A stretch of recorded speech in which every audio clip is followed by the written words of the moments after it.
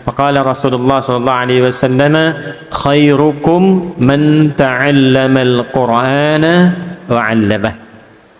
Yang terbaik di antara kalian, kata Nabi. Jadi kalau ada orang jujur, nah ini di antara yang terbaik dari yang jujur itu. Kalau ada orang pintar, nah ini di antara yang terbaik dari yang pintar itu. Kalau ada orang sukses, nah ini yang terbaik dari yang sukses itu. Siapa mereka? Man ta'allamal Qur'an. Ialah orang yang belajar Al-Quran dengan sungguh-sungguh. Karena itu Nabi tidak menggunakan kata darasa. Darasa itu asalnya pelajaran dasar. Tempatnya disebut madrasah. Karena itu SD disebut madrasah ibtidaiyah. Ya, sekolah dasar yang diberikan pelajaran-pelajaran dasar. Kalau dia sudah menggunakan bentuk sungguh-sungguh, serius, dan yang dikajinya pokok ilmu, maka turunan kata ilmunya ditarik, menggunakan ta untuk menunjukkan kesungguhan, pakai tasydid sebelum akhir untuk menunjukkan semangat berlipat karena tidak mudah melakukannya. Maka berubah menjadi ta'allama yata'allamu. Jadi yang pertama, hadis ini ingin mengatakan Quran itu mengantarkan pada kesuksesan. Jadi tidak ada orang belajar Quran yang tidak sukses, itu nggak ada. Silahkan cek. Ya, Utsman bin Affan radhiyallahu taala anhu jadi kaya banget. Ingat ya, kaya itu dibagi tiga ya. Ada kaya, kaya banget. Yang ketiga, kebangetan kayanya tuh. Ada tiga ya. Utsman bin Affan itu jadi kaya banget ketika beliau berikhtiar dengan manajemen bisnisnya. Tapi menjadi kebangetan kayanya ketika belajar tentang pedoman-pedoman bisnis dalam Al-Quran. Itu yang nanti dituangkan oleh Al-Imam Al-Bukhari. Dari 97 topik, ada satu topik tentang bab bisnis, kitabul buyu' namanya. Jadi ketika belajar Al-Quran, dipahamkan oleh Nabi, berubah, bertransformasi. Dagang tetap dagang, tapi asetnya meningkat itu. Dari yang kaya menjadi kebangetan kayanya. Saking kebangetan kayanya, itu asetnya sekarang masih ada, dan dialihfungsikan menjadi hotel. Di kalau Anda ya nanti insya Allah punya rezeki ya umrah, mudah-mudahan yang belum disegerakan ya. Nah, tidak cukup dengan amin, nabung tuh ya. Nabung. Itu kalau sampai Madinah, biasanya kita belok dulu dari belakang. Sekarang ada hotel, warnanya itu krem ya, tinggi bangunannya. Itu dituliskan jelas wakaf Utsman bin Affan radhiyallahu taala anhu. Wakafnya Sayyidina Utsman bin Affan. Sampai sekarang masih ada. Abdurrahman bin Auf itu dari yang tadinya kaya masuk Islam, kemudian maaf sekali ya, diambil semua, dirampas kekayaannya oleh orang-orang Quraisy pada masa itu. Lalu dibiarkan beliau untuk hijrah. Sengaja tidak dieksekusi untuk menunjukkan pesan, nih kalau masuk Islam resikonya begini. Kehilangan harta, kehilangan bahkan semua yang melekat di tubuh, mesti jalan lebih dari 400 kilo, belum tentu selamat. Tapi konsisten dengan hijrahnya, belajar kemudian secara profesional dengan Nabi, dibimbing oleh Rasulullah, setelah belajar dari Al-Quran, itu melahirkan transformasi kekayaan. Saya pernah hitung waktu kajian ilmiah untuk mendapatkan honoris causa itu. Jadi diminta membuat tulisan ilmiah, diuji oleh hampir 15 profesor. Yang saya uji itu transformasi sahabat ketika belajar dari isi Al-Quran. Abdurrahman bin Auf radhiyallahu ta'ala anhu itu sampai menghasilkan aset dalam hidupnya, kalau dikonversi sekarang jumlahnya kurang lebih 72.000 triliun. Orang kaya sekarang Jeff Bezos, ada Elon Musk, itu baru kisaran 3.000 sampai 4.000 triliun. Jadi pebisnis belajar dari Quran makin sukses. Siapa yang kenal Ali bin Abi Thalib sebelum masuk Islam? Abu Hurairah, Salman Al-Farisi. Tapi setelah belajar dari Al-Quran, ilmunya makin nambah. Antum kalau buka kitab Al-Jawahir, ada tafsir besar. Ya, itu ada 7 jilid besar. karya Syekh Tantawi Al-Jauhari. Buka jilid terakhir itu ada kuis. Di kuis itu bukan tebak-tebakan biasa, tapi kuis yang diabadikan dari kisah sejarah, pengalaman nyata, sampai di dalamnya ada hitungan matematika dari Al-Quran yang berhasil diselesaikan oleh sahabat Ali bin Abi Thalib dengan pendekatan Al-Quran. Orang taunya sahabat Ali bin Abi Thalib karamahullahu wajhah itu cuma ahli balaghah, gitu kan? Padahal beliau tuh ahli Quran, ahli tafsir, ahli balaghah, ahli matematika. Suami istri satu kali mengadu kepada beliau, "Ya Amirul Mukminin," kata suaminya, "tolong hukum rajam istri saya." Kenapa? Karena dia berzina. Kamu menyaksikan? Tidak. Ada saksi? Tidak. Tahu dari mana zina? Masa kami nikah, ini hamil baru 6 bulan sudah mau lahiran. 6 bulan sudah lahiran.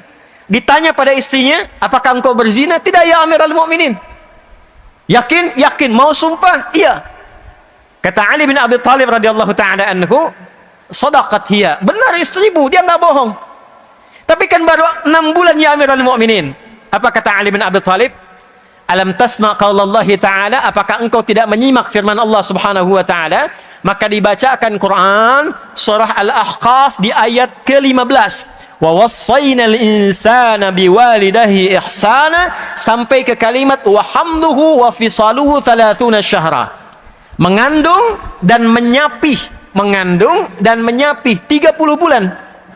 Dan tidakkah engkau menyimak firman Allah di Quran surah Luqman surah 31 ayat 14 dibuka dengan kalimat yang sama, "Wa wassaynal insana biwalidayhi ihsana hamalathu ummuhu wahnan 'ala wahn wa fisaluhu fi 'amain."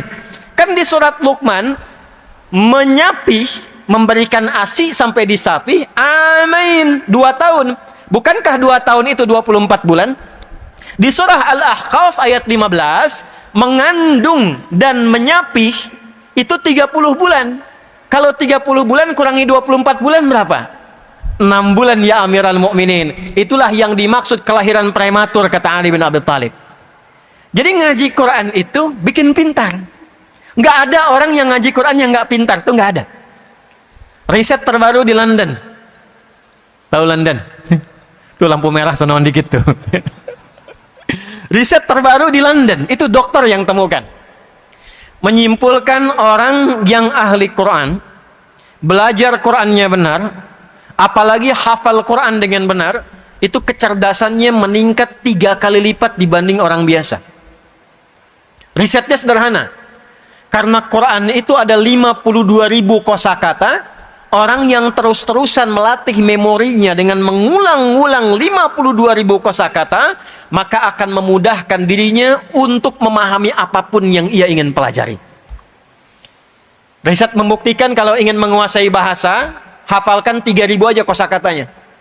Anda ingin bahasa Inggris dikuasai, hafalkan 3.000 kosakata, itu sudah bisa berbicara dengan lancar.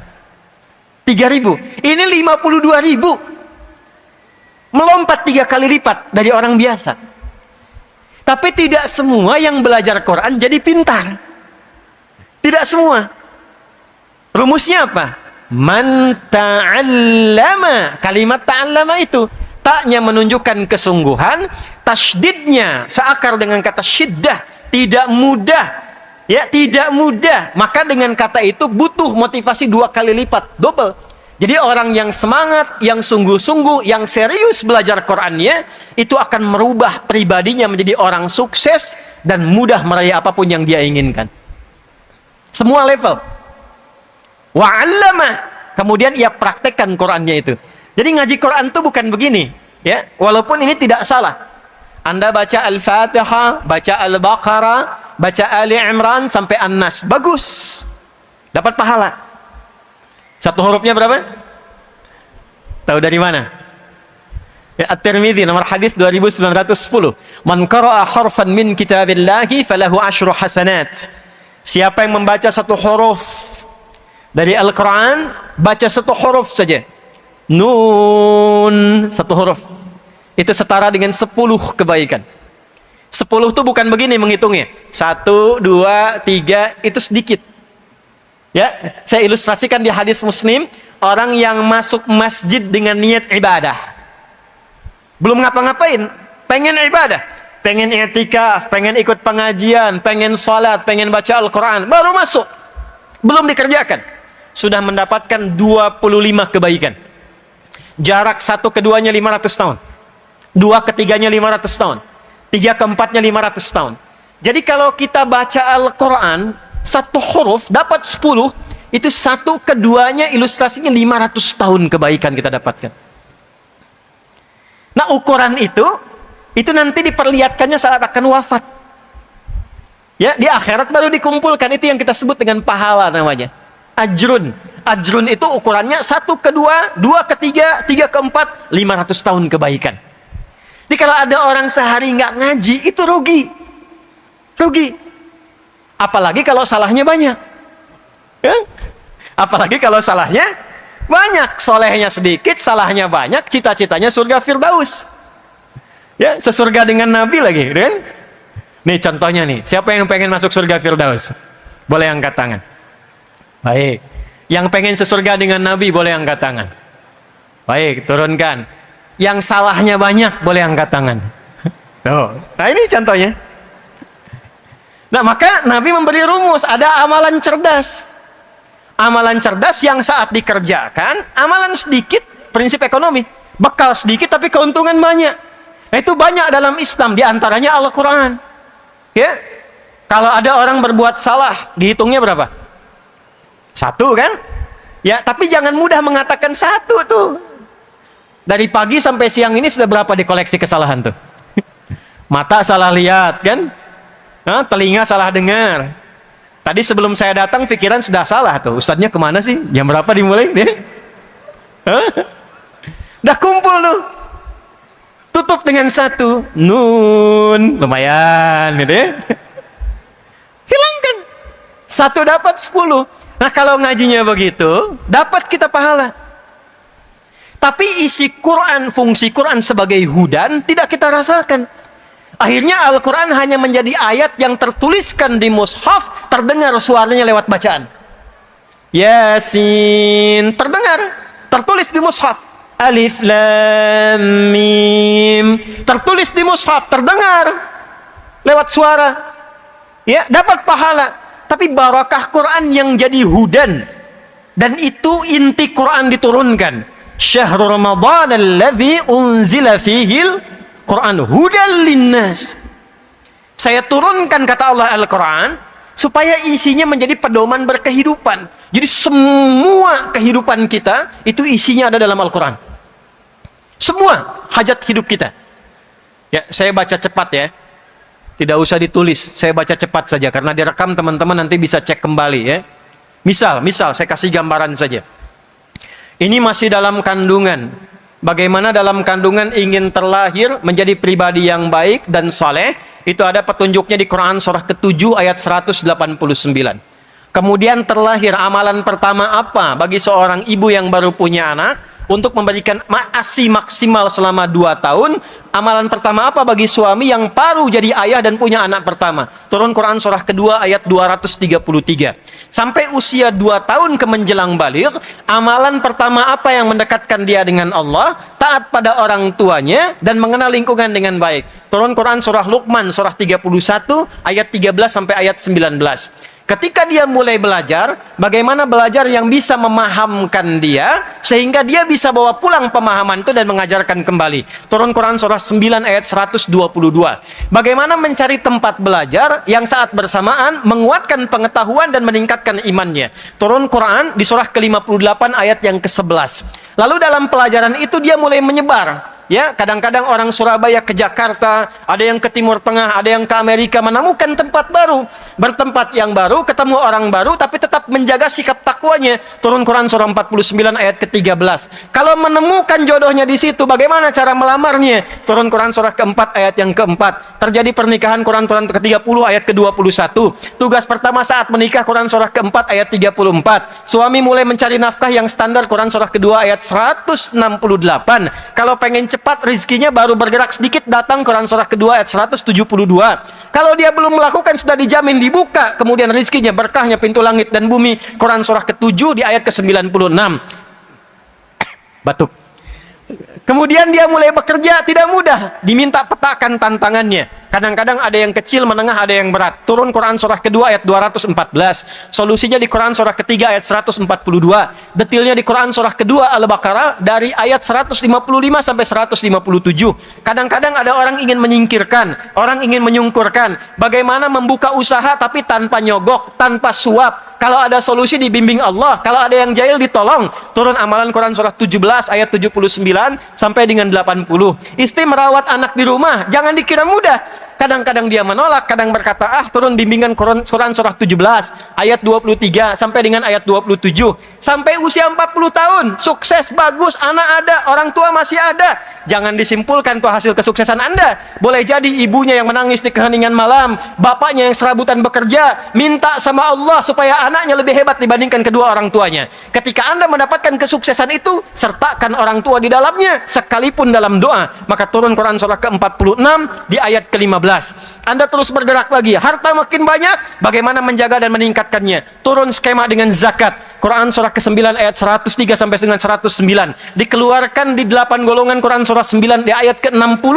Orang tua nggak dizakati, orang tua diinfaki. Tapi bukan cuma orang tua, ada 5 golongan. Spesifik Quran surah kedua ayat 215. Yang umum Quran surah kedua ayat 261 sampai dengan ayat 264. Naik lagi sampai sepuh, sampai kemudian berada dalam kondisi seperti kecil kembali, seperti bayi kembali. Muncul masa pikunnya. Petunjuknya Quran surah 22 ayat yang kelima. Sampai kemudian menjelang sakaratul mautnya. Bagaimana sakaratul maut yang indah. Ketika nafas, kemudian kedatangan maut. Quran surah ketiga ayat 185. Diutus malaikat membawa maut. Quran surah ke-32 ayat 11. Maka menghadapi itu, hadapi yang tenang. Dipanggil dalam keadaan tenang. Mendapatkan ridha Allah dalam keadaan tenang. Rumusnya Quran surah 89 ayat 27 sampai dengan ayat ke-30. Maka dia menyiapkan kurikulum sampai alam kuburnya. Disiapkan saat hidupnya bagaimana alam kubur itu bisa nikmat. Bukan cuma dunianya, rumahnya megah, mobilnya mewah, tapi alam kubur nggak disiapkan. Maka turun kurikulum alam kubur. Quran surah kedua ayat 153 154. Quran detailnya Quran surah ketiga dari ayat ke 169 sampai dengan ayat ke 171. Lalu disiapkan sampai kiamat turun satu surah ke 75. Kemudian disiapkan surganya. Dari sekarang kita siapkan dari 8 pintu surga petakan. Yang pengen surga Firdaus Quran surah ke-23 ayat 1 sampai dengan 9. Yang di taman surga Quran surah 51 ayat 15 sampai 23. Yang surga biasa, yang penting masuk surga deh. Yang penting masuk surga. Quran surah kedua ayat ke-25. Yang nggak masuk ke surga tapi terancam neraka. Maaf, seringan-ringannya itu membakar semua tubuh sampai sekulit-kulitnya. Satu harinya sama dengan 1000 tahun. Satu detiknya sama dengan 48 hari. Quran surah keempat ayat 56. Yang paling dahsyat itu adalah neraka jahanam. Hati-hati, pelajari perilakunya, jangan sampai masuk ke situ. Siapa kualifikasinya? Turun Quran surah keempat ayat 140. Yang belum ke surga tapi tidak ke neraka, di tengah-tengah, 50-50, soleh 50%, salah 50%. Maka ditempatkan di tempat yang tinggi, bisa mengamati surga, takut mendengar jeritan orang neraka. Tempat tinggi yang bisa mengamati sekitarannya disebut dengan A'raf. Maka turun Quran surah ke-7 Al-A'raf dari ayat 46 sampai dengan ayat 49-nya. Ada semua? Apa yang nggak ada? Makanya zaman Nabi dari pelaku kriminal, itu kriminal betul tuh. Ya, sifatnya disebut jahlun, orangnya disebut jahilun. Sifat ketemu orang disebut jahiliyah. Jadi mereka itu perfeksionis dalam perbuatan kriminal. Kalau ada zina, zina yang paling perfect itu zinanya jahiliyah. Kalau ada pembegal, pembegal yang paling komplit jahiliyah. Sekampung begal semua. Sekampung. Ghifari itu kampung begal. Jadi kalau ada yang namanya Al-Ghifari, itu keturunan kampung begal. Tapi nanti jadi ilmu sanad, ada sanadnya. Ya, itu Jundub bin Junadah, pimpinan begal, masuk Islam, belajar Quran, jadi dai. Preman pensiun tuh itu tuh hadisnya tuh. Itu jadi dai, balik ke kampungnya Ghifar, dakwah di kampung, masuk Islam sekampung. Madinah heboh, dak dikduk datang, sekampung begal masuk Islam. Cuman karena satu orang yang kenal Quran, Jundub bin Junadah. untuk mengabadikan peristiwa itu, disamarkan namanya Jundub bin Junada, diambil kunyahnya Abu Dzar, diviralkan nama tempatnya Ghifar. Rumusnya tambah al di depannya, i di ujungnya. Kita punya ahli hadis dari Padang, Musnid Dunya, Syekh Yasin Al-Padangi, Syekh Nawawi Al-Bantani, Syekh Mahfud At-Termasi. Ya, ini Ustaz Saleh Durhem, Kiai Saleh Durhem dari Surabaya. Ya, Kiai Saleh Durhem Al-Surabayai, Al-Maduri. Ya, ini Al-Ghifari. Jadi beliau ingin mengatakan begini, saya dulu pemimpin begal, saya dulu kriminal, tapi Quran merubah saya sekarang jadi orang baik. Merubah saya jadi orang baik. Jadi sekalipun belum sukses, ahli Quran itu pasti baik. Jadi kalau ada orang ngaji Quran nggak baik, itu pasti ada yang salah dengan cara ngajinya. Bukan Qurannya yang salah. Kalau peci nggak masuk ke kepala, jangan potong kepalanya. Pecinya perbaiki. Karena standar pertama sebelum sukses, baik dulu. Allah tuh tidak menginginkan ada orang sukses, tapi kesuksesannya tidak diisi dengan kebaikan. Orang sukses yang tidak baik pasti merusak. Sapi makanannya rumput. Pengusaha yang pintar sukses tapi tidak baik, itu makannya bisa aspal. Aspal yang seharusnya 15 cm, 5 cm itu. Ya? Jadi sapi masih bisa makan rumput, tapi orang sukses pintar nggak baik, makanannya bisa aspal. Karena itu kata Allah, orang belajar Quran sebelum diberikan kesuksesan, diberikan dulu kebaikan, sehingga dengan baik itu dia bisa mengatur semua kesuksesan yang Allah titipkan kepadanya. Itu yang dimaksud Quran surah ke-35 Fatir di ayat yang ke-32. Thumma awrasnal kitaba alladhina istafayna min ibadina faminhum zalimun li nafsihi wa minhum muqtasid wa minhum sabiqun bil khairati biiznillah. Dzalika huwal fadlul kabir. Yang ingin saya katakan teman-teman sekalian, karena ini dibuka dengan wafa, tempatnya di Masjid Al-Akbar, masjid yang terbesar, ya, kita berharap mudah-mudahan penyelenggaranya ahli Quran, yang datang dengan juga ahli Quran, dan kita ingin mendapatkan barakah Al-Quran. Mudah-mudahan kita dimasukkan pada golongan yang disebutkan Nabi Muhammad SAW tadi sebagai ahli Quran yang baik. Ini mukaddimahnya. Ini baru mukaddimah, kita belum mulai itu, ya? Baik, sekarang kita masuk pada intinya. Sekarang hari apa? Jumat. Tahu apa artinya Jumat? Yang tahu boleh angkat tangan. 1 juta, 5 juta. Ya, apa artinya Jumat? Kalau salah antum harus menghafal Quran sampai selesai. Huh? Ya, ada yang lain? Berkumpul. Ada yang lain? Kumpul. Umroh. Ada yang lain? Waktu habis. Udah. Jumat dulu belum ada. Saya ulangi. Jumat dulu belum ada. Sebelum Nabi Muhammad SAW diutus, nama Jumat itu tidak ada.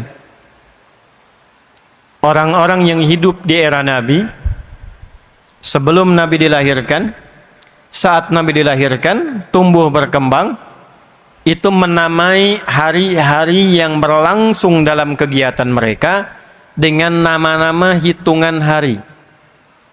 Contoh, hari pertama mereka beri nama dengan Yaumul Ahad. Al-Ahad, ada alif lamnya. Beda antara ada alif lam dengan tidak ada alif lam. Jadi ada wahid, ada ahad, ada al-ahad, beda. Kalau wahid satu, tapi ada yang kedua. Kalau ingin menjadikan satu saja dengan kata wahid mesti disifati. Misal Allah, misalnya kan, kita ingin sifati dengan sifat yang esa, tapi ingin dilekatkan dengan kata wahid. Wahidnya nggak boleh berdiri sendiri, mesti diturunkan namanya, lekatkan dengan kata wahid. Maka turun ayat wa ilahukum ilahu wahid. Tapi kalau kita ingin jadikan satu-satunya, nggak ada yang lain, maka jadikan katanya dengan nama ahad tanpa alif lam. Maka turun Quran surah 112, Qul huwallahu ahad. Satu-satunya, tidak ada duanya. Tapi kalau kita ingin katakan ini satu yang spesial, tapi nanti ada yang berikutnya, tambahkan alif lam, maka menjadi al-ahad, yaumul ahad, hari yang pertama. Kedua, mereka beri nama dengan yaumul isnain, hari yang kedua. Diserap ke dalam bahasa Indonesia menjadi hari Senin. Dulu hari pertama pun yang kita kenal itu ahad, yaumul ahad. Setelah kedatangan Portugis tahun 1511, datang Portugis lewat Selat Malaka, maka diperkenalkanlah nama minggu dari kata domingo. Nanti lain waktu kita bahas ya, supaya tidak terlampau lama di pembahasan itu. Ahad, al-ahad, kemudian Isnin, hari ketiga diberi nama dengan yaumul thulatsa, dari kata salasah. Diserap ke dalam bahasa Indonesia hari Selasa. Keempat, yaumul arbi'ah, dari kata arba'ah, diserap ke dalam bahasa Indonesia hari Rabu. Kelima, yaumul khamis, dari kata khamsah, diserap ke dalam bahasa Indonesia hari Kamis. Keenam, itu tidak menggunakan bilangan lagi. Kalau mau konsisten harusnya yaumus sittah atau yaumus sadis. Hari ketujuhnya balik ke bilangan lagi, yaumus sabt, dari kata sab'ah, disingkat jadi sabat, diserap ke dalam bahasa Indonesia menjadi hari Sabtu. Yang keenam, itu mereka beri nama dengan yaumul arubah. Hari apa? Yaumul arubah. Kenapa diberi nama dengan yaumul arubah? Satu, mereka lihat Yahudi punya kumpul-kumpul Sabtu. Nasrani punya kumpul-kumpul yaumul ahad, Minggu. Maka orang Arab pada masa itu membuat kesepakatan, kumpul di parlemen mereka, yang nanti umrah atau haji, kalau Anda nanti lihat depan Masjidil Haram, depannya ada Zam-Zam yang besar itu, Grand Zam-Zam, ya, hotel besar, di atasnya ada jam. Samping sebelah kiri dari situ, itu nyebrang sedikit ada hotel Hilton yang lama, yang warnanya kayak krem merah itu ya. Nah itu di Hotel Hilton, kalau naik ke atas sedikit, eskalator sedikit naik, belok ke kanan, itu ada musalla, itu rumahnya Abu Bakar As-Siddiq. Depannya persis ada tempat wudhu, ada toilet, depannya lagi, nah itulah parlemen Quraisy ada di situ, kumpulnya di situ. Maka mereka rapat, mereka gambarkan kita mesti punya hari kumpul-kumpul untuk membanggakan diri sebagai bagian dari orang Arab, untuk menjalin persatuan dan kasih sayang. Maka diberi nama yaumul arubah atau yaumur rahmah, hari kumpul-kumpul, hari berbangga diri sebagai orang Arab, hari saling memperhatikan. Maka sepakat mereka, kalau weekend yaumul arubah ini kumpul, dipilihlah pusat-pusat hiburan, diberi nama dengan aswaq, suq uqadh, suq dumatul jandal. Dan pusat hiburan yang paling elit itu terletak di Jabal Qubais. Jadi kalau kumpulnya di suq uqadh, suq dumatul jandal, pusat-pusat hiburan, itu masih kelas biasa. Nanti diseleksi, disaring yang hebat-hebat di setiap distrik itu baru diundang ke sini. Ini persis bukit di atas yang lembah bawahnya ada Ka'bahnya. Ka'bah di sini. Maka di sini akan dipertandingkan 4 golongan utama yang mereka akan bekerja keras dalam sepekan. Jadi ini yang melahirkan konsep jahiliyah, berangkat gelap, pulang gelap, kerja lagi, kerja keras, hanya untuk berfoya-foya akhir pekan saja. Hanya untuk bertanding, memviralkan, mempopulerkan, dan berfoya-foya, berfantasi di akhir pekan. Itu kebiasaan jahiliyah. Ada 4 golongan. Satu, namanya tajir. Apa namanya? Jamaknya tujar. Bu, tajir itu bukan orang kaya. Tajir itu pedagang. Dulu yang kaya itu pedagang. Makanya saking kayanya disebutlah profesinya. Ini pedagang. Maksudnya apa? Kalau pengen kaya, dagang, bukan nyolong. Kalau pengen kaya, bisnis, bukan korupsi. Maka golongan tujar ini, mereka keluar dari yaumul ahad sampai yaumul khamis, mengumpulkan harta sebanyak-banyaknya untuk dipertandingkan jumlah kekayaannya dalam hari pertemuan yaumul arubah di bukit ini. Nanti ada waktu-waktu mereka merantau. Ada ke Syam, sekarang 4 negara. Lebanon, Syria, Yordania, dan Palestina. Ada ke Yaman. Diabadikan kegiatan mereka di surat Quraisy. Li'ilafi Quraisy ilafihim rihlatash syita'i was. Itu golongan 1. Golongan 2 ada syair, pujangga, jamaknya syu'ara. Jadi dari daerah-daerah, distrik-distrik, ini daerah A, daerah B, kecamatan A, kecamatan B, desa A, desa B, itu para pujangganya selama 5 hari mereka berusaha mengumpulkan lirik-lirik untuk diseleksi yang paling hebat, nanti akan dipertandingkan di puncak Jabal Qubais ini. Bikin lirik. Nanti cara mereka mengumpulkan lirik dan syair itu diabadikan dalam satu surat dengan namanya, surah ke-26, surah Asy-Syu'ara. Dari ayat 224 sampai akhirnya itu. Ya. Asy-Syu'ara yattabi'uhumul ghawun. Alam tara annahum fi kulli wadin yahimun. Pernahkah Anda dengar tentang kisah para pujangga di era jahiliyah? Yang mereka datang ke lembah-lembah mencari inspirasi untuk membawa lirik-lirik saja. Untuk apa? Nanti dipertandingkan di bukit ini. Yang ketiga, ada golongan kahin. Jamaknya kuhan. Dukun. Jadi kalau sekarang ada dukun, itu ketinggalan, telat. Karena 15 abad yang lalu sudah ada dukun. Dan nanti menariknya ketika Quran turun, dukun-dukun itu pada tobat. Ya, dukun-dukun pada tobat. Tapi sebelum Quran turun, tuh dukun tuh viral, strata ketiga di kalangan jahiliyah. Selama 5 hari, dari yaumul ahad sampai yaumul khamis, sampai hari Kamis, itu dukun-dukun kompak membikin mantra-mantra, jimat-jimat. Nanti yang paling efektif dipertandingkan di sini, diangkat jadi pemuka dukun, ya, pimpinan dukun seluruh wilayah Arab. 4, sahir, tukang sihir, tukang santet. Ini tukang santet sudah ada di era Nabi Sallallahu Alaihi Wasallam, dan itu jasanya dipakai baik oleh para pengusaha ataupun para penguasa. Jadi nanti kalau ada pengusaha ingin mengalahkan lawannya tapi tak bisa secara normal, disewa tukang santet, sahir. Termasuk ketika ingin mengalahkan satu tokoh yang sulit dikalahkan secara normal, disewa tukang sihir. Sehingga nanti turun terutama 2 surah terakhir, Al-Falaq dan An-Nas. 4 golongan ini yang paling utama berlomba di era jahiliyah. Kumpul di Jabal Qubais. Yang paling kaya jadi golongan penentu. Ini yang punya kebijakan. Pujangga diseleksi, nanti ada 7 yang viral. Kalau 7 ini yang menyeleksi namanya An-Nabirah Az-Zibyani. Nanti kalau dia dapat 7 golongan, 7 orang terhebat, maka puisinya, syairnya akan ditulis dengan tinta emas, ditempel di dinding Ka'bah. Jadi sejarah kain kiswah itu asalnya syair isinya. Nanti ketika datang Islam baru diganti dengan tulisan Al-Quran. Ada 16 jenis rumusnya, dikenal dengan bahar namanya. Ya, tawil. Tawilun lahurunal bukhuri fadailu fa'ulun mafa'ilun fa'ulun mafa'ilu. Kifa nabki min dzikra habibin wa manzili bisaqtili wa bainad dakhuli fahawmali.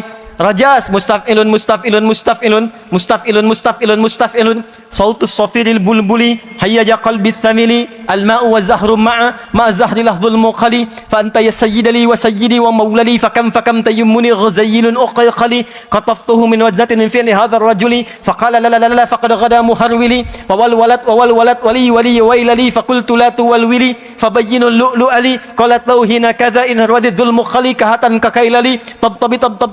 Tabtabuli. Coba ulangi. Ada madid, mufa'alatun fa'ilatun tala'al badru min thaniyatil. Nah itu asalnya dari syair. Rumusnya 16, disebut dengan bahar namanya. Yang paling hebat syairnya, paling bagus qasidahnya, maka akan ditulis dengan tinta emas, ditempel di dinding Ka'bah, lalu disebutkan pemimpinnya Amirus Syu'ara. Amirus Syu'ara, dulu Imra'il Qais namanya. Kegiatannya gitu aja tuh. Kegiatannya begitu.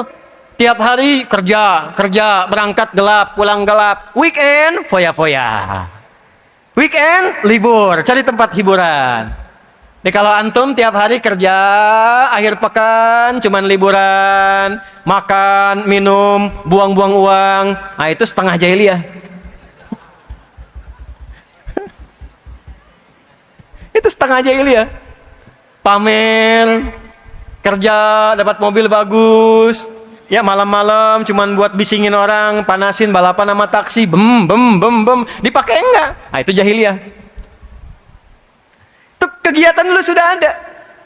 Maka apa yang terjadi? Sesaat sebelum hijrah ke Al-Madinah Al-Munawwarah.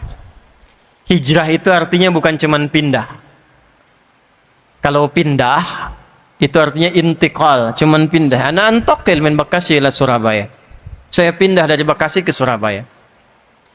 Tapi pindah yang membawa perubahan. Sekalipun tempatnya nggak pindah, tapi aktivitasnya berubah. Saya dekat dengan masjid nih. Rumahnya samping masjid. Bahkan toaknya masjid tuh ke rumah saya begini tuh. Jarak ke masjid dengan berapa langkah, tapi belum mau ke masjid. Tiba kemudian, maaf saya mau tanya dulu, kalau ada tetangga masjid, samping masjid, nggak ke masjid, dia muslim, apa hukumnya? Oh, bakar rumahnya. Ini dia ya. Hati-hati. Hukumnya ajak dia ke masjid. Ada orang Islam, tetangga masjid, belum mau ke masjid, hukumnya ajak dia ke. Dahulukan fikih dakwah. Mungkin Anda dijadikan oleh tetangganya supaya mengajak dia, bukan mencela dia. Nanti kalau hari kiamat ditanya bagaimana? Engkau saya tempatkan di samping si fulan yang nggak ke masjid supaya engkau ajak, bukan supaya engkau bikin status mencela dia. Ini di Instagram dinaikin, punya tetangga beriman tapi nggak ke masjid. Bukan itu. Ya. Jadi Ustaz, nih pakai saleh, saya punya cerita begini. Ada masjid mewah nih. Mirip begini tapi lebih besar ini. Komplek. Kompleknya banyak umat Islamnya. Yang kalau di sensus mungkin 90%. Tapi yang ke masjid 2, 3 kan. Ditanya, "Pak, muslimnya banyak?" Banyak katanya. Berapa persen? Hampir 90%. Kenapa nggak ke masjid? Nggak tahu, Pak. Oh, baik, gini aja. Libur hari apa? Sabtu Ahad. Baik. Nanti hari Sabtu subuh, Jumatnya kita beli buah. Subuh kita ke masjid. Nggak apa-apa, bertiga begini nggak apa-apa. Nanti dari masjid kita datengin satu dulu tetangga, bawa buah. Datengin. Assalamualaikum, waalaikumsalam. Pak Ustadz, Pak, ada iya. Dari mana? Dari masjid. Ya, antum tuh tadi nggak kelihatan, kami kira sakit tadi tuh nggak ke masjid. Nih bawa buah. Itu nggak diminta, zuhurnya ke masjid. Ya, jadi kalau tetangga belum ke masjid, ya, fikihnya fikih dakwah dipraktekkan pertama kali. Ajak dia ke masjid. Minimal doakan. Balik ke yang tadi, teman-teman sekalian. Jadi apa yang menarik di sini? Itu yang disebut dengan hijrah. Kalaupun kemudian memaksa kita untuk pindah tempat, karena di tempat bekerja ini susah sholat, ya, mau Jumatan pun nggak bisa. Tapi anehnya itu Anda tahu rizki dari Allah, yang ngasih rizki Allah. Kok bisa cuman gara-gara jaga toko ditinggalkan Jumatan? Padahal yang ngasih rizki itu adalah orang yang kita kemudian datang, kita sebagai orang ke masjid menyembah Tuhan kita, yaitu Allah. Kan Allah yang punya rizki, Allah yang ngasih rizki. Anda tahu yang punya rizki Allah, tapi Anda tega meninggalkan Allah hanya sekedar jaga toko, dan di situ Anda mengharap, ya Allah berikan saya rizki. Kan aneh namanya. Kalau Anda berpindah, saya pengen pindah ke tempat lain yang sholatnya gampang. Saya pengen pindah ke tempat lain yang ngajinya gampang. Perpindahan yang membawa perubahan kita untuk dekat dengan Allah disebut hijrah namanya. Apa namanya? Maka Nabi diperintahkan untuk hijrah dari Mekah ke Yathrib, Al-Madinah Al-Munawwarah, untuk menunjukkan perubahan-perubahan yang menampakkan nilai keimanan yang mesti beda dengan jahiliyah. Maka apa yang pertama kali Allah perintahkan? Sesaat sebelum hijrah itu, untuk menunjukkan perbedaan orang beriman dengan orang yang belum beriman, turunlah Quran surah ke-62 ayat 9 itu. Ya ayyuhalladzina amanu idza nudiya lis-salati min yaumil jumu'ah fas'au ila dzikrillah. Perhatikan baik-baik. Dengan turunnya ayat ini, yang disapa orang beriman, Allah menginginkan ada perubahan pada diri orang beriman untuk membedakan dengan imannya dengan orang-orang jahiliyah yang belum beriman. Apa bedanya nih? Saya, Anda, kita sudah beriman. Apa bedanya dengan yang belum beriman? Mesti ada perbedaan. Maka Allah firmankan, Ya ayyuhalladzina amanu, hai semua yang telah menyatakan punya iman. Ya disebutkan 361 kali dalam Al-Quran. Harfun nida, huruf untuk memanggil. Dalam bahasa Arab di ilmu Nahwu ada 14 jenis huruf untuk memanggil. Ada a, ada aya, ada ya, ada wa, dan seterusnya. Tapi dalam Al-Quran cuma satu yang digunakan. Ya 361 kali disebutkan. Linida'il qarib, nida'il mutawassit, nida'il ba'id. Memanggil yang dekat, memanggil yang menengah, memanggil yang jauh. Ayyuha disebutkan 150 kali dalam Al-Quran. Ayyunya munada untuk menguatkan hukum, haknya tanbih untuk mengingatkan pentingnya informasi yang disampaikan. Alladzina disebutkan 1080 kali dalam Al-Quran. Ismun mausulun yadullu alal jam'il jam'iyah. Konjungsi kata sambung menunjuk objek pada semua tanpa kecuali. Perhatikan kalimatnya. Hei semua orang yang telah menyatakan beriman, tanpa kecuali. Besar, kecil, tua, muda. Betapapun kau merasa dekat dengan Allah, kuat imanmu, atau menengah imannya, standar, atau lemah imannya sehingga merasa jauh dari Allah. Ya, subuh jam berapa di sini? Hah? 3.40, 3.41, 4.30 terjadi perbedaan pendapat. Ya, karena berasal dari jauh-jauh ya. Baik, ambil misalnya standar lah 3.44 bisa dengan komat. Allahu Akbar, Allahu Akbar. 344. Dipanggil langsung datang. Allahu Akbar, Allahu Akbar. Dipanggil ingat, ya Allah sudah adzan. Siap-siap wudu, siap salat. Itu imannya, iman standar. Kuat tidak, lemah tidak. Iman standar, belum kuat. Anda kerja jam 7, datang jam 7. Standar tidak? Standar. Kerja jam 7, datang jam 6, itu hebat namanya. Di atas standar. Dipanggil jam 3.44, datang jam 3.04. Sebelum dipanggil sudah datang, itu iman kuat namanya. Subuhnya 3.44, jam 3 sudah bangun. Dia tidak hadir saat adzan, tapi dia menunggu sampai adzan tiba, supaya subuhnya khusyuk, dia warming up dulu dengan tahajud. Itu iman kuat. Jadi kalau dipanggil 344 datang, itu iman standar. 344 dipanggil, 443 baru sadar. Nah, itu iman lemah. Iman lemah. Tapi Allah memanggil dengan huruf yang sama, yang penting punya iman. Hei semua yang telah beriman, perhatikan cara menerjemahkannya. Aku tidak peduli apakah imanmu itu dalam keadaan lemah, ataukah imanmu standar, ataukah imanmu kuat. Aku berikan satu amalan yang dengan amalan itu kalau dikerjakan dengan benar, yang lemah menjadi kuat, yang standar semakin menguat, yang kuat semakin dekat dengan Allah Subhanahu wa ta'ala. Sekaligus iman itu akan membuktikan keberadaan dia yang membedakan antara orang beriman dengan orang yang belum beriman. Apa bedanya?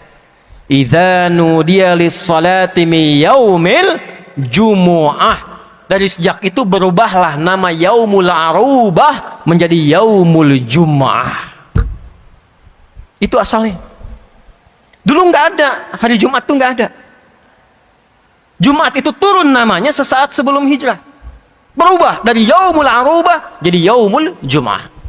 Arubah itu cuman kumpul-kumpul, datang, rame-rame pulang. Yang kaya tetap kaya, yang miskin tetap miskin. Dirubah. Yang beriman tidak begitu. Nggak dilarang kumpul. Kalau bisa kumpulnya lebih banyak lagi. Kalau bisa jangan dari satu tempat, banyakin tempat A, tempat B, kumpul. tempat kumpulnya disebut dengan jami', akarnya sama.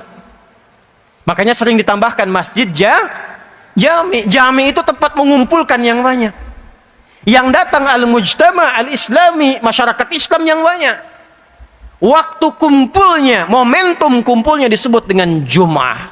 Apa itu Jum'ah? Jum'ah itu satu, datang kumpul. Dua, saling mengenali di antara yang kumpul, ta'aruf. Tiga, saling mengisi di antara yang kumpul. Datang, saling kenal, saling isi, saling bersinergi. Itulah Jumat. Jadi Jumat itu bukan begini, datang, dengar khutbah, kadang-kadang ngantuk, ada yang tertidur, ada yang bikin khutbah tambahan, kemudian sholat 2 rakaat dan pulang. Itu bukan Jumat namanya. Itu cuma kumpul-kumpul aja. Jumat itu datang, kenali siapa yang datang, duduk samping kanan Anda siapa, kiri Anda siapa, belakang Anda siapa, depan Anda siapa. Masjidnya sekarang Al-Akbar, Masya Allah, masjidnya besar, ruang utamanya sudah 4.000 orang. Bikin database-nya, dari mana yang datang ini, kumpulkan database-nya, dipersaudarakan satu dengan yang lainnya. Tidak ada satupun yang datang ke masjid Nabi di hari Jumat kecuali mengenal di antara mereka siapa yang ada satu dengan yang lainnya, termasuk yang dari luar kota. Ya, ada orang dari Gotofan namanya Sulek datang ke Madinah. Begitu masuk langsung duduk. Orang Madinah tahu semua kalau masuk ke masjid pengen i'tikaf walaupun sebentar, sholat dulu 2 rakaat baru duduk. Beliau ini masuk langsung duduk, Nabi sedang khutbah. Maka Nabi dengan indahnya ini adabnya, tidak menunjuk, "Hoi, salat dulu, salat." Tidak. Tapi membuat kalimat yang umum supaya tidak tersinggung orangnya. Maka dibuat kalimat umum, kata Nabi, kama qala Rasulullah sallallahu alaihi wasallam, "Idza dakhala ahadukumul masjida, fala yajlisa hatta yusalli rak'atain."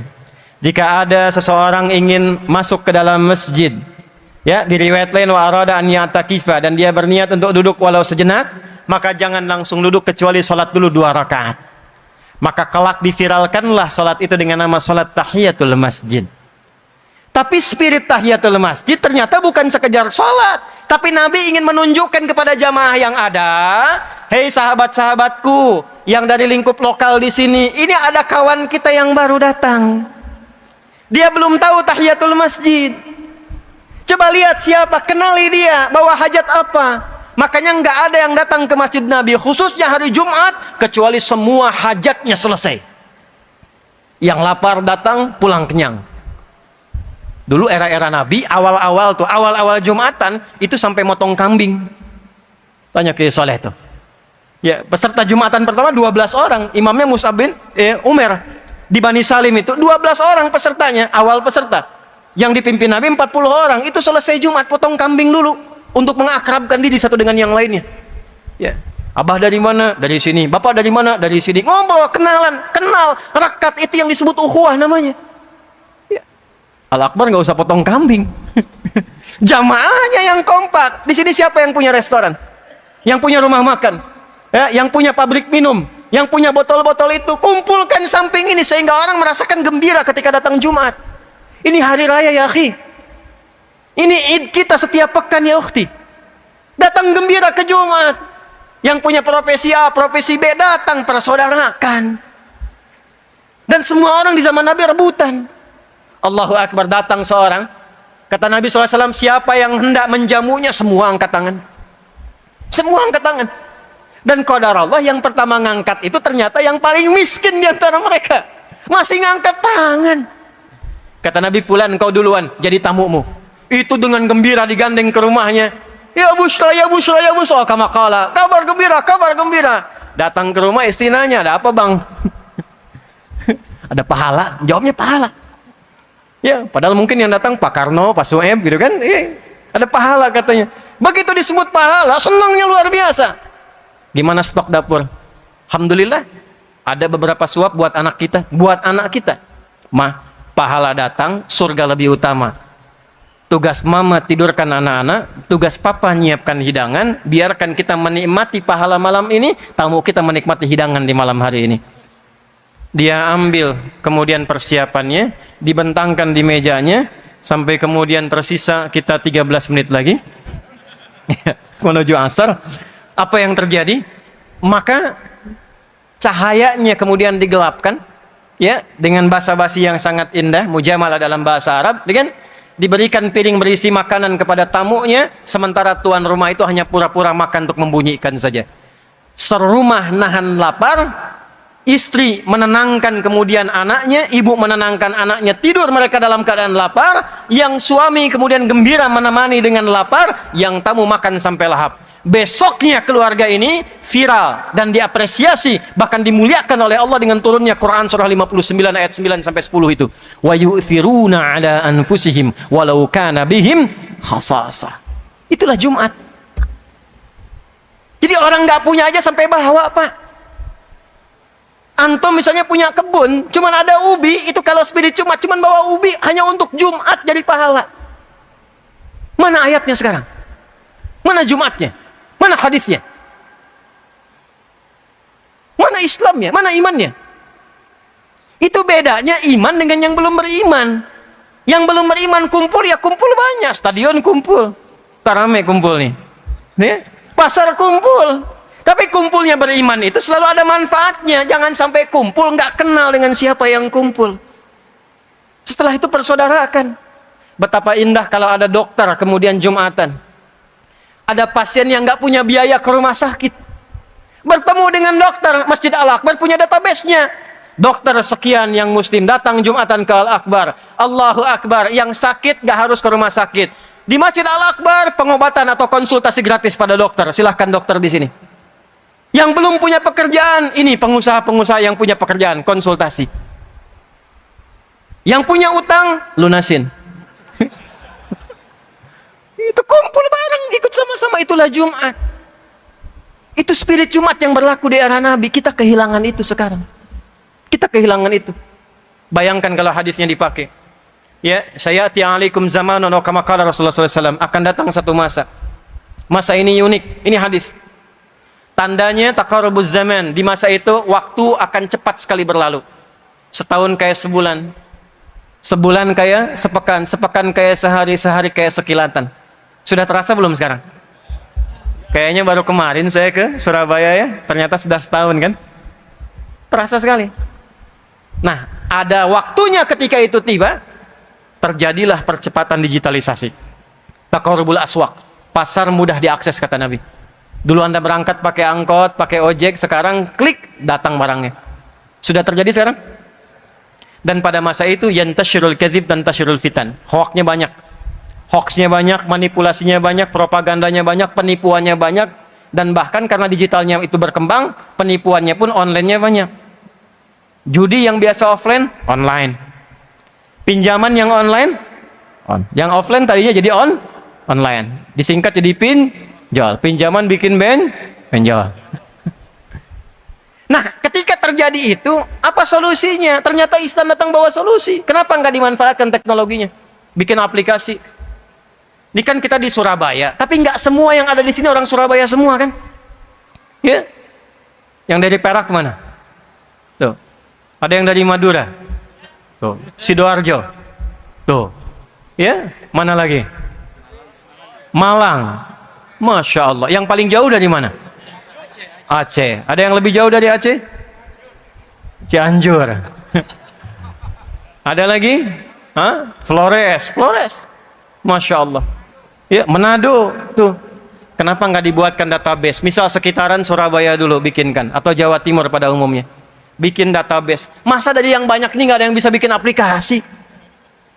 Bikin di situ, cantumkan di situ daftar kita itu, teman-teman kita. Yang jualan beras, yang jualan baju, yang jualan hasil tani, yang jualan hasil kebun. Bikin aplikasinya. Nanti orang Surabaya yang perlu baju, tinggal klik beli dari situ. Yang perlu hasil padi, hasil kebun, hasil tani, beli dari situ, klik beli ke situ. Termasuk kemudian infak zakatnya kumpulkan lewat situ aplikasi, linkkan ke setiap masjidnya. Kalau itu bisa kita bikin, bisa kita buat, dan di Jumat kita ketemu, makmur. Zakatnya mengalir di dalam, ekonomi berputar di dalam. Bikin aplikasi misal ojek soleh tuh, Pakai fingerprint di masjid. Setiap tukang ojek kalau pengen ngojek ke masjid, absennya. Subuh fingerprint. Yang bukan tukang ojek, pepeo.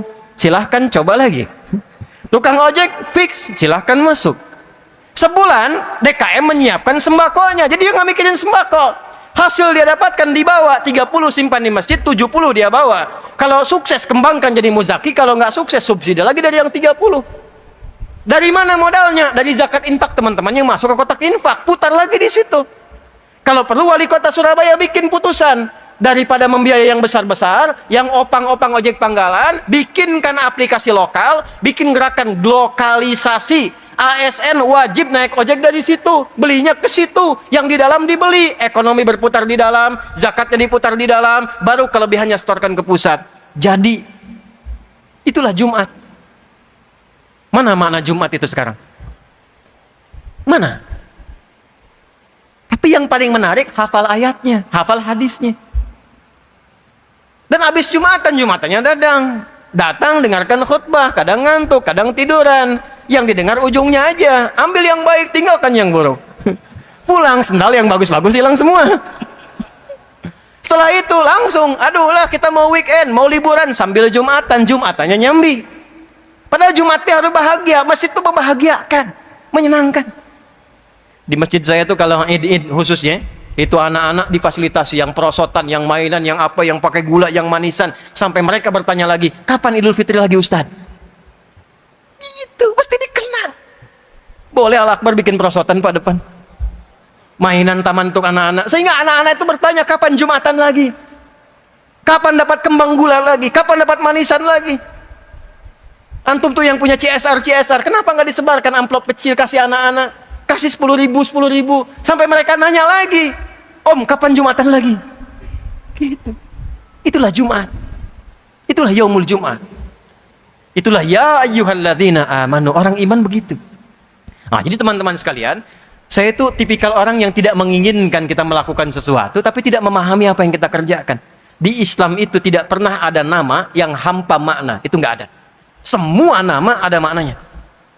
Salat, kenapa subuh, kenapa fajar, kenapa zuhur, kenapa asar, maghrib, isya, itu ada artinya. Ini dari takbir gini sampai salam itu ada maknanya. Kenapa tangannya mengangkat begini, kenapa kakinya itu lurus tegak menghadap kiblat sejajar dengan bahu, itu ada artinya. Abdurrahman bin Auf jadi kebangetan kayanya cuman paham berdiri saja, dari berdiri dipraktekkan jadi kaya begitu. Antum sampai salam belum kaya-kaya ya. Ali itu mempraktekkan bagian sujud jadi pinternya luar biasa. Kita sujud dah banyak, dah lama, nggak selevel itu, apa yang salah? Boleh jadi kata Al-Quran, ini kata Al-Quran, boleh jadi ada di antara orang sholat belum memahami apa yang dikerjakan dan dibacakan dalam sholatnya. Itu poinnya. Kita tinggal 5 menit teman-teman, 14.33 itu masuk asar. Saya mau tunjukkan satu saja begini, contoh ya. Ini contoh nih. Ini saat takbir, ya, tangan kan diangkat gini ya.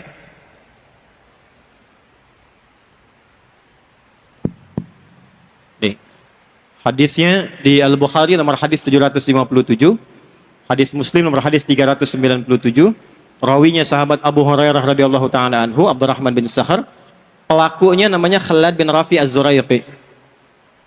Khalad ini sholat, datang ke masjid Nabi. Lalu Nabi sedang berada di sisi lain, beliau salat sunnah. Begitu selesai salat, thumma atan nabiyya sallallahu alaihi wasallam, mendatangi Nabi sallallahu alaihi wasallam, faqala, dan mengatakan assalamu alayka ya Rasulullah. Assalamualaikum ya Rasulullah. Kata Nabi, irji' salli fa innaka lam tusalli. Kamu balik lagi salat karena engkau belum salat. Kurang lebih 3 kali begitu sampai dia berkata, ya Rasulullah, ma uhsinu ghairah, alimni. Ya Rasulullah, aku enggak bisa lebih baik daripada ini, tolong ajarkan aku. Maka diajarkan dari mulai wudu, idza qumta ila shalah fa asbighul wudu, dari mulai wudu sampai salam. Saya persingkat satu saja untuk menunjukkan betapa pentingnya bagian gerakan salat. Lihat sini. Jadi begitu dia angkat hadwaman kibaihi, ini riwayat pertama di Al-Bukhari ke sini. Riwayat An-Nasai di sini. Yang dekat daun telinga. Jadi ada 2 cara, di sini ya, di sini. Tapi apa maksudnya ini? Ini ada artinya. Kalau Anda ingin khusyuk dalam salat, ini ada kitabnya ya, bukan ilmu takatik, ada kitabnya, ada sanadnya. Kalau Anda ingin khusyuk dalam sholat, maka buang urusan dunia ke belakang. Pasrahkan diri Anda kepada Allah dan rasakan ini sholat mungkin terakhir yang Anda kerjakan dalam sholat.